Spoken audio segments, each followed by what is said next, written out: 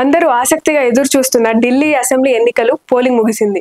ఉదయం 7 గంటలకు ప్రారంభమైన పోలింగ్ సాయంత్రం 6 గంటల వరకు సాగింది. 60% వరకు నమోదైన పోలింగ్లో విజయంపై Aam Aadmi party, BJP party ఎవరికి వారు ధీమా వ్యక్తం చేస్తున్నారు.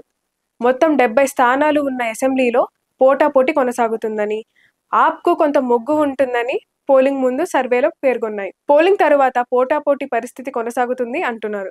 8వ తేదీ ఓట్ల లెక్కింపు జరగనుండటంతో ఢిల్లీ పీఠం ఎవరికి దక్కుతుంది అన్న ఆసక్తి కొనసాగుతుంది.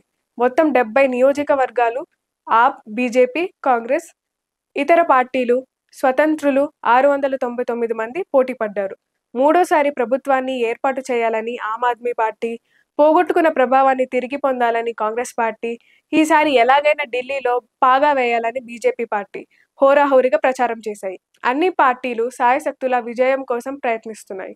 ఉచితాలకు దూరంగా ఉండే బీజేపీ ఈ ఎన్నికల సందర్భంగా పలు ఉచిత పథకాలను ప్రకటించడం గమనార్హం. ఇక ఢిల్లీ మాజీ ముఖ్యమంత్రి, ఆప్ చీఫ్ కన్వీనర్ అరవింద్ కేజ్రీవాల్ ఎన్నికల ప్రచారంలో పలు సంచలన ఆరోపణలు చేయడం వివాదాస్పదంగా మారింది.